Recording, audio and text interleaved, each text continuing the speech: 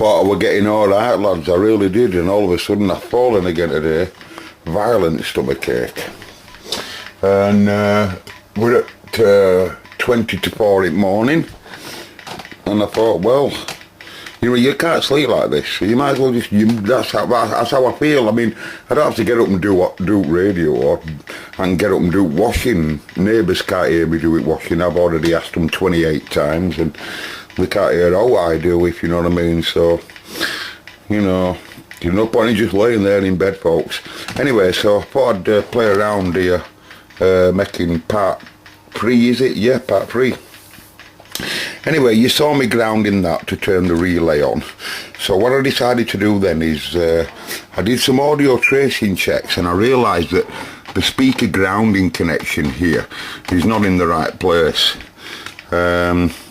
And we can see that the TX-RX switching has to be done quite manual, and unless I were to wire it up just like the TriStar there. So I popped my audio amp back in and my regulator, because after I checked all this area, everything appeared to be quite fine, right? And for this test it'd be easier to just pop that back in for a moment and suss out this KC shift, which I did immediately. It had just come off there, off of the switch supply, and that gives it variable TX again. So I've got my KC shift rolling. I do have the AF stage rolling slightly, but it's out of frequency. So if I put clarifier now, KC,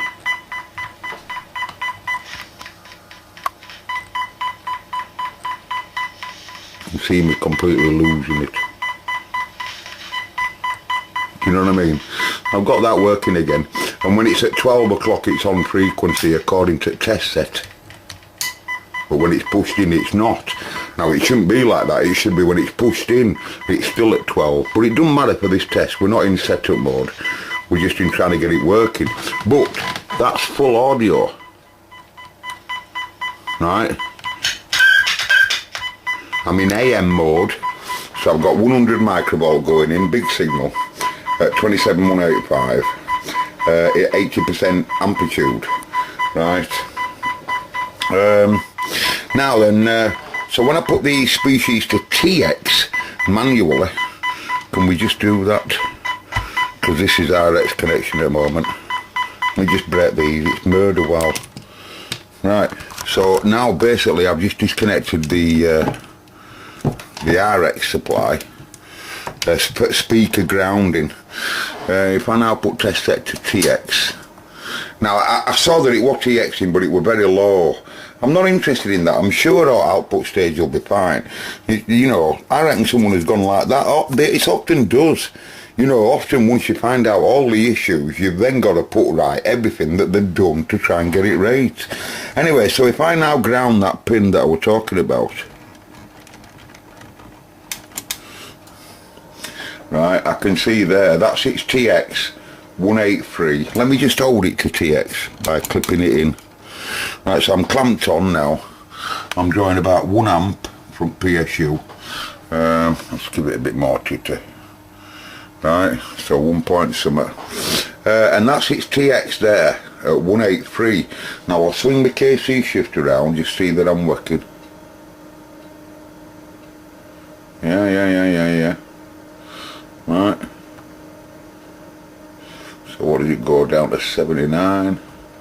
And turning it other way, 86. Doesn't have a big swing, does it? And that's because it doesn't really sit in the middle when I put it on 85. I'll give you what I mean. If I put it on 185 and try and get it near 0, come up a little bit, you bloody swine. Oh, you are touchy. Call it right at that.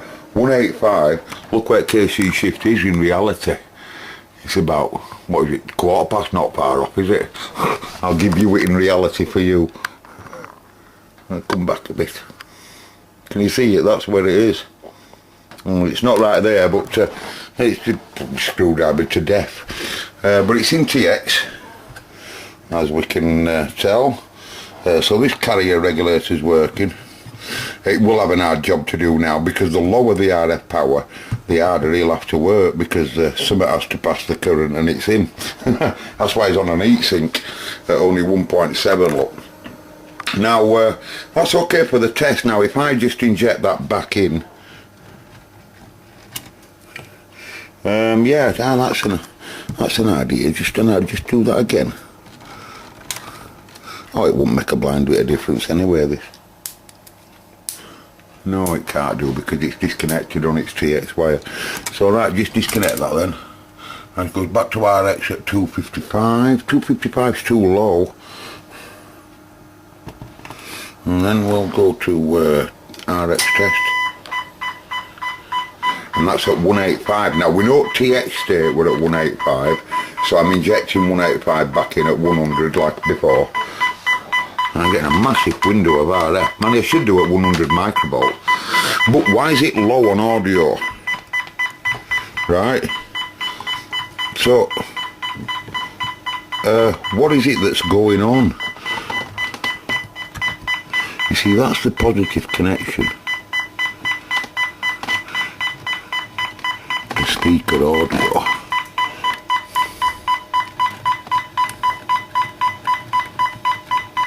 Look at that hungry child, yeah. Can you see anything to smile about? Aha. No. Ah, that's alright. Yeah, one goes to cell call. Oh, sorry about that. I wasn't looking at you. What a audio out. Yeah, that one goes to cell call. That one is actually the speaker's output there. That's driving the speaker. The positive that's driving the speaker. This is the positive that's driving my extension speaker. So yeah, that's a good idea.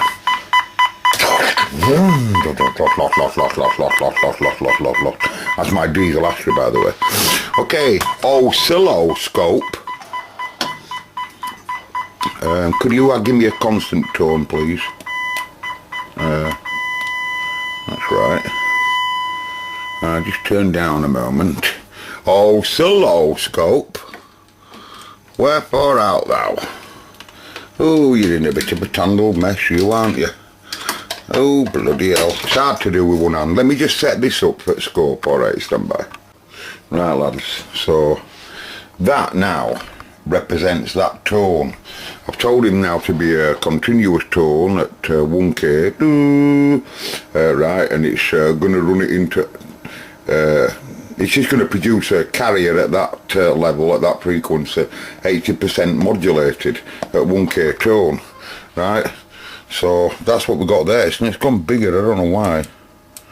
And you can see something's going on at top there. I don't know what. Come back. Camera's gone. Oh, it's gone. It's gone. It's gone. I don't know why it does that. But you can see there's something going on. I don't know what that is. Now the point is that we're not exactly measuring how many graduate squares we're using an amplitude here, but you can see it's jumping around a little bit. There's something going on.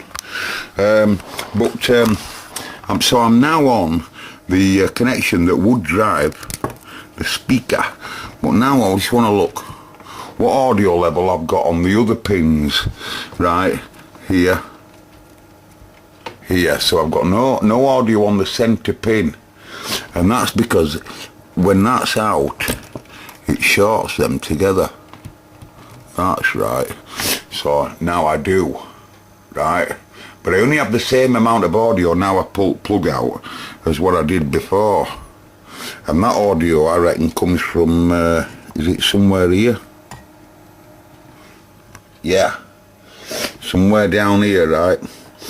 I just don't know what that area is yet, but like I say, they switched the ground, I believe. So now what I want to do, Bill, is give me a negative again. Oh, I can't clamp onto that bloody hellfire. Stand by, I'll just stop camera again. What a drawn out job this animal. Right, now, I've got rid of its grounding now altogether to its speaker connection, and I've just got speaker connection as normal, and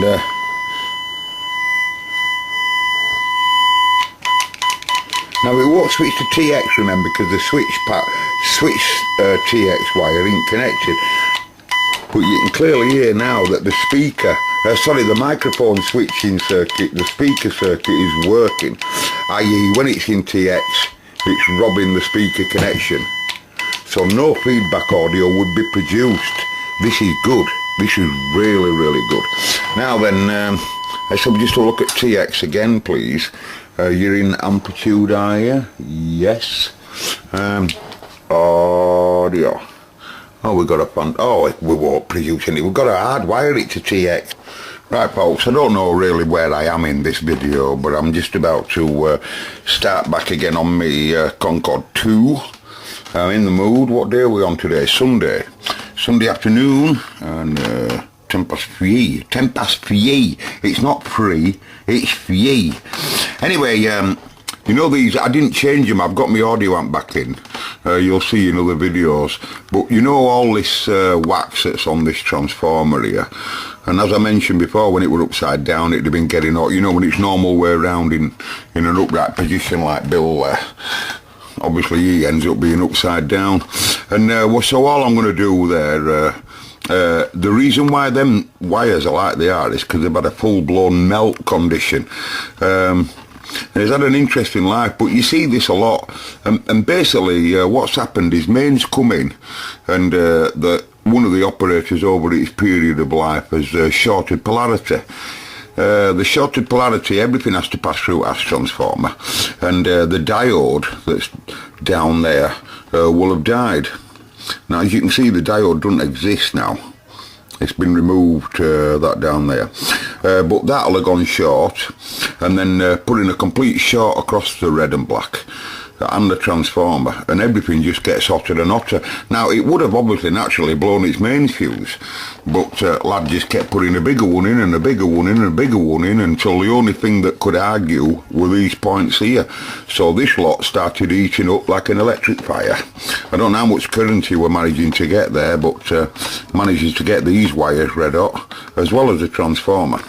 Now then, what I'm going to do here, I'm going to first of all I'm going to tackle other problems on radio, but when I come to repair this area, I found a donator. Donor, could you show your face, donor, please?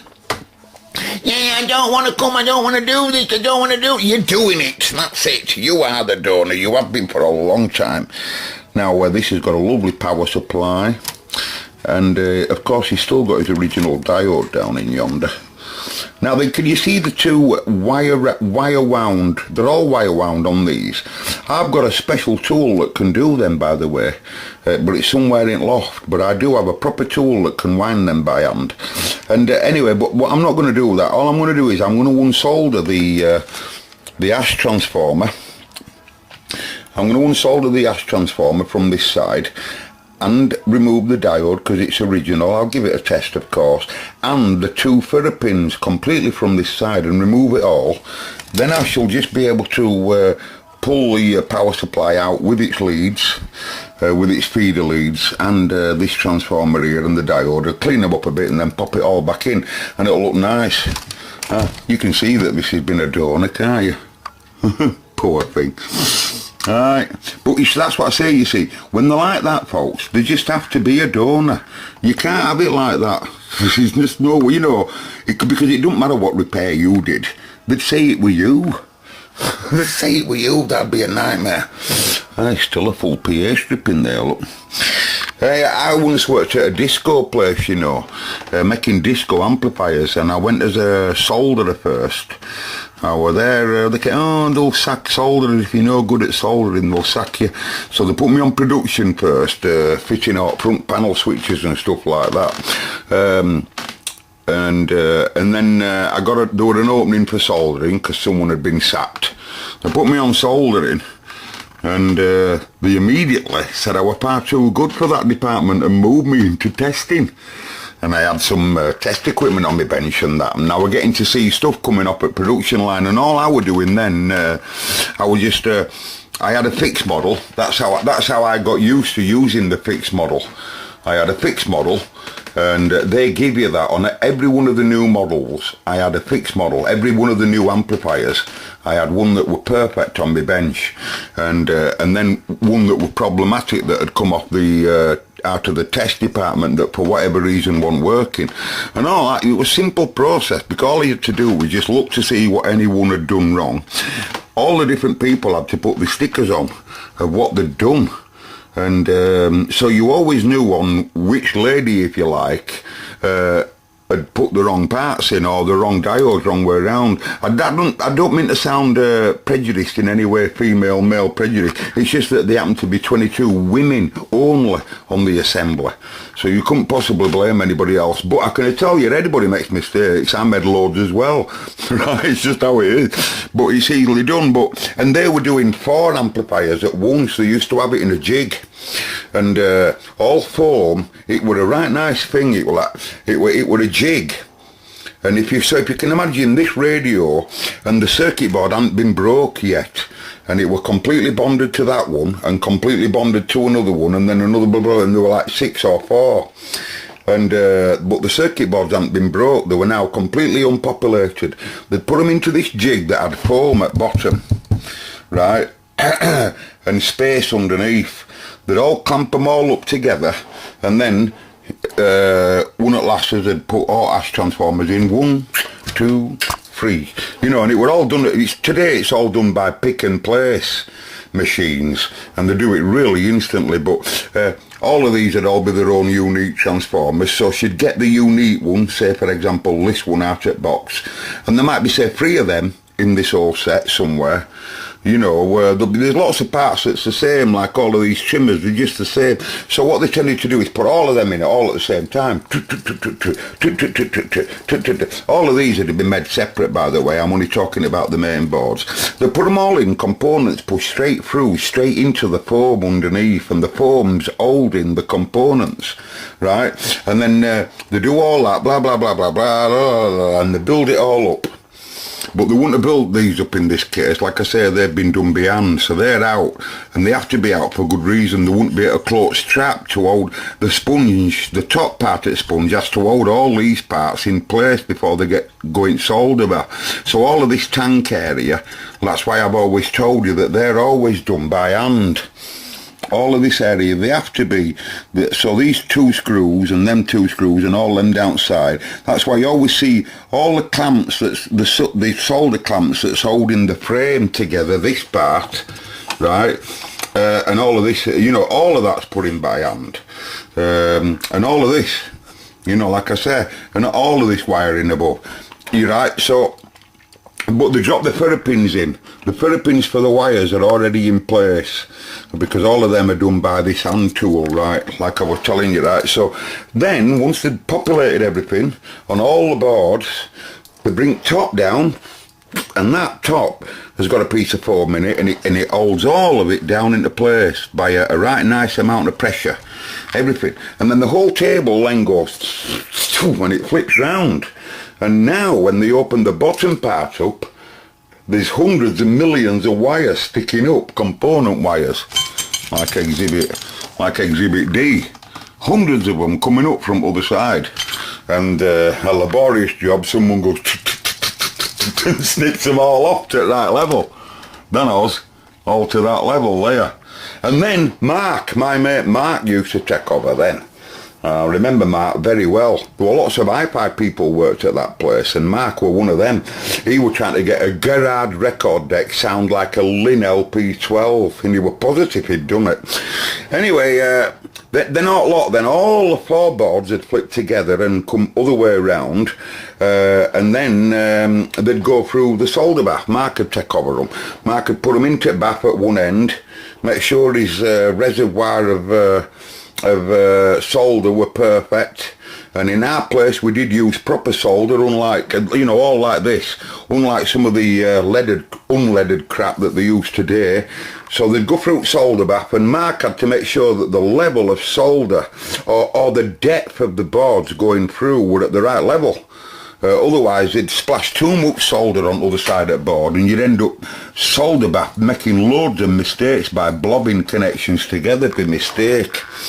All different bath, by the way, would all get different coatings on them, so that the solder could only contact the parts that were clear, that were direct copper trace, and the parts that didn't have copper trace, like exhibit Fs, They just wouldn't touch them at all. Solder wouldn't even touch them, as you can obviously clearly see, right? And so then they'd come then to me. Mark had passed them straight to me, big piles of them, in wraps. And I'd get them then one by one, and I'd make sure that first of all that Bath hadn't done any boo-boos, right, because I can't power it up otherwise. And then I'd flip it over and make sure that Susan, Betty, Frida, Karen, can't remember all the names, they're all lovely women.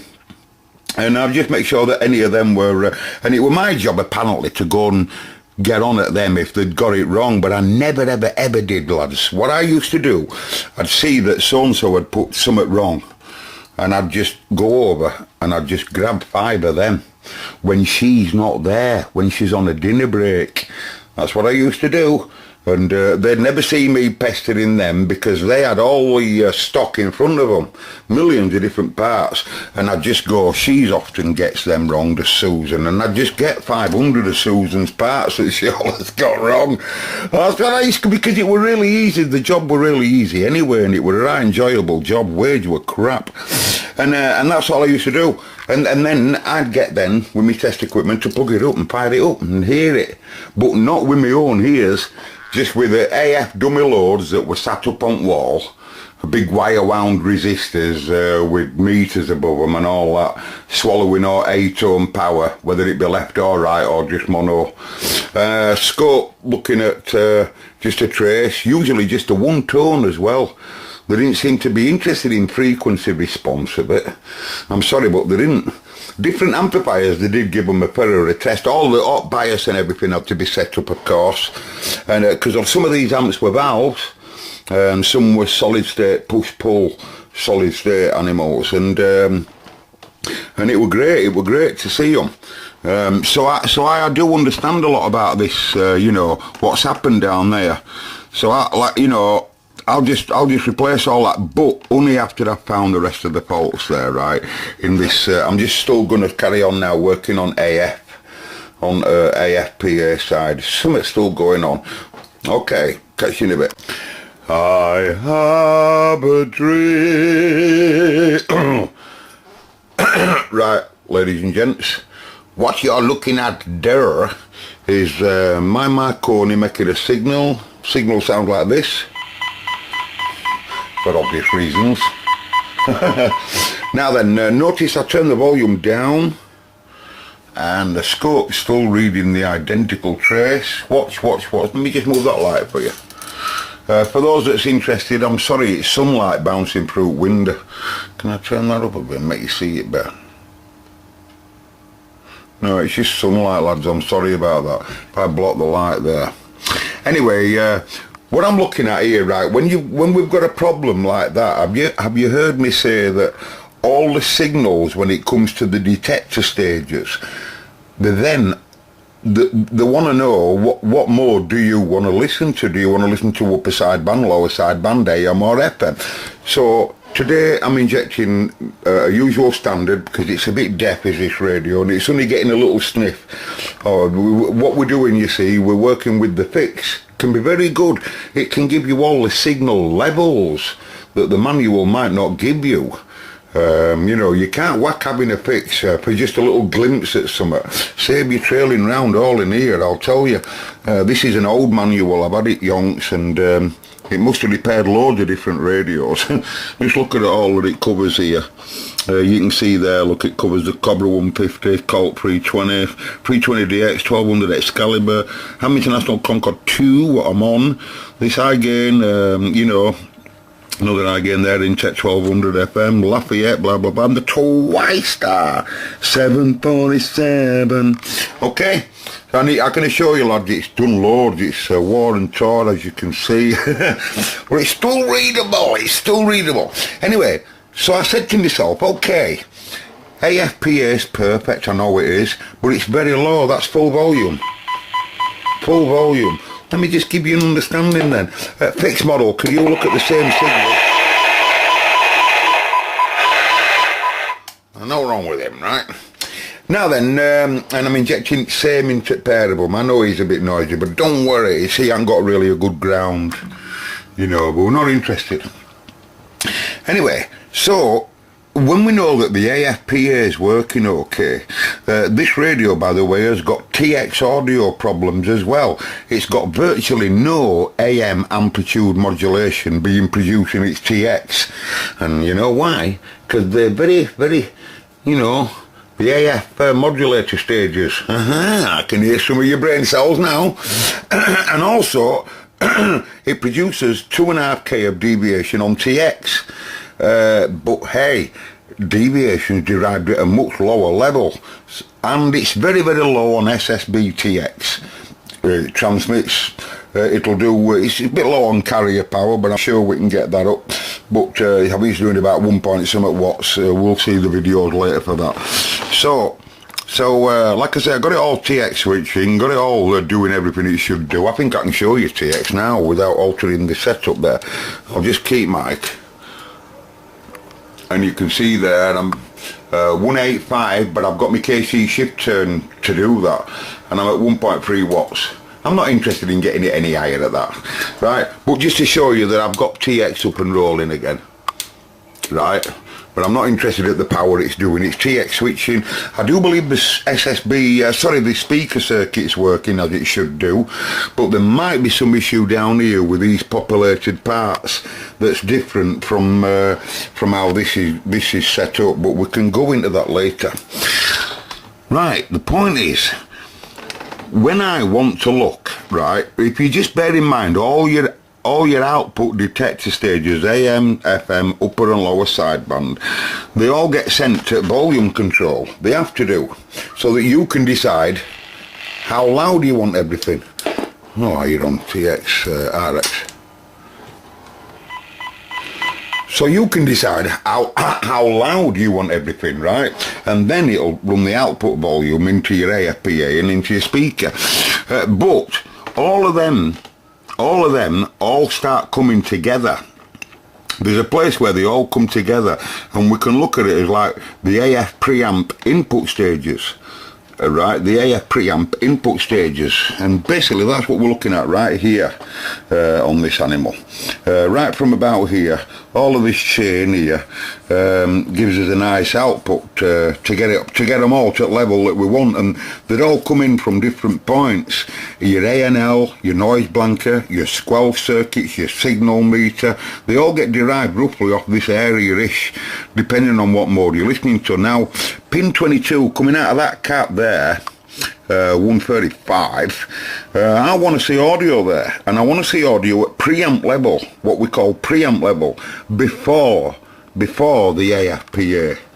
Before there, in other words, more or less is input, depending on, it's not really, because it's from the volume control that feeds in, but so really I'm looking there with my probe at what's going to end up feeding the input to the volume control in a way once it gets probably shaped or whatever after, I don't know.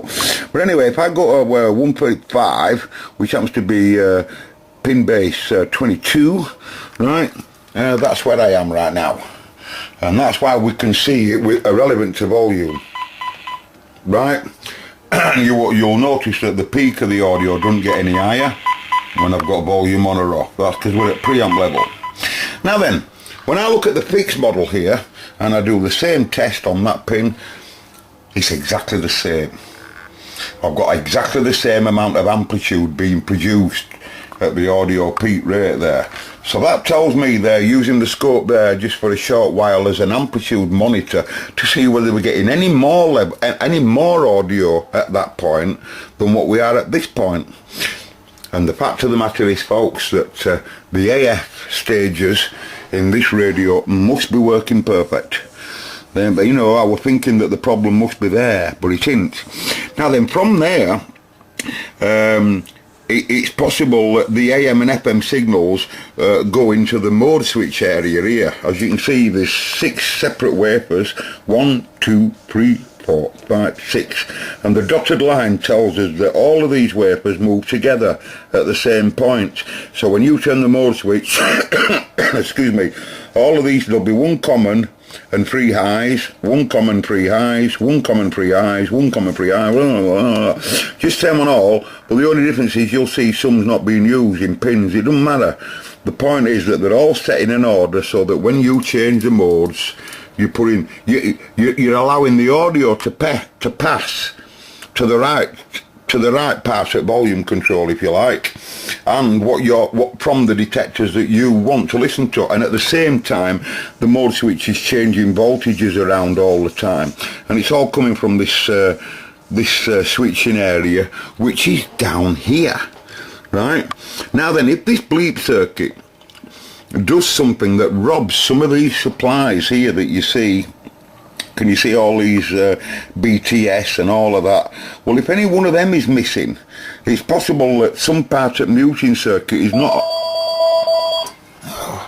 Why in the middle of a video? I'll be back, folks, alright. I'll try and remember where I am. Hello, line 2. That's line 3, I'm sorry. How did you know to be sorry? Because I'm on line 3. Well, say hello to the video. Don't tell anybody your name, but just say hello, because I'm actually making a video right now. It's very, very technical.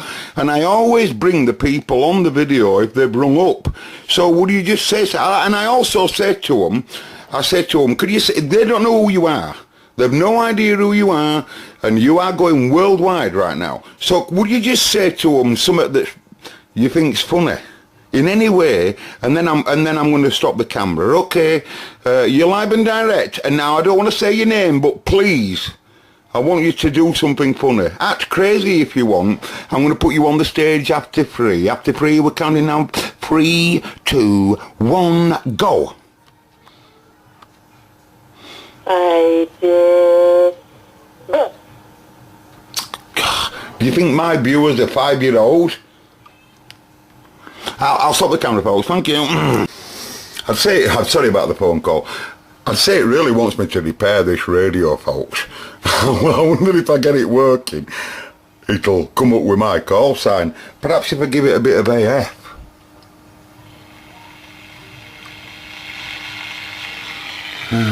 Why can't I see any AF?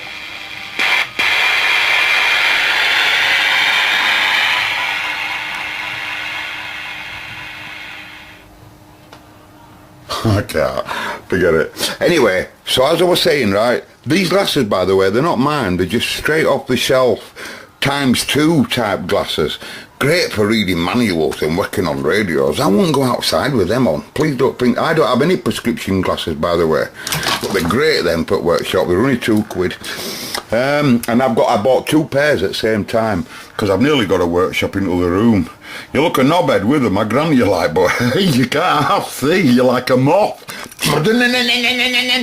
Seriously though, right, so, and he switches all voltages around, as I was saying, and he's alternate bias, a loads of different trannies. Now it's very, very, very, very possible, folks, that that something's not turned on right there.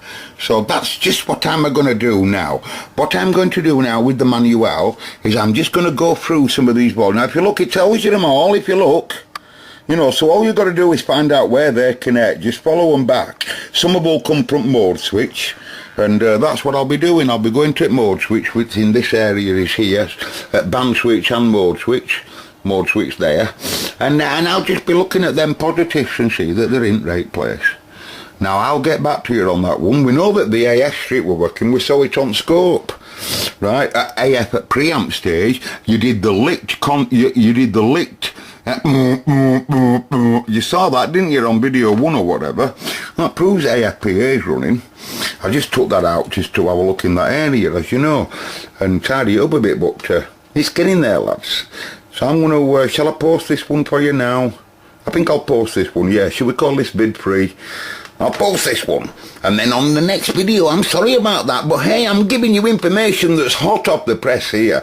Fault finding as it happens. Just look at this. Now thumb it up. See, it's the bestest video you've ever seen in your life. Budget Bill needs it. He needs you to set that. I'll catch you in a bit. Do you think it'll come alive on the next video then? Is that what you're thinking? Goodbye.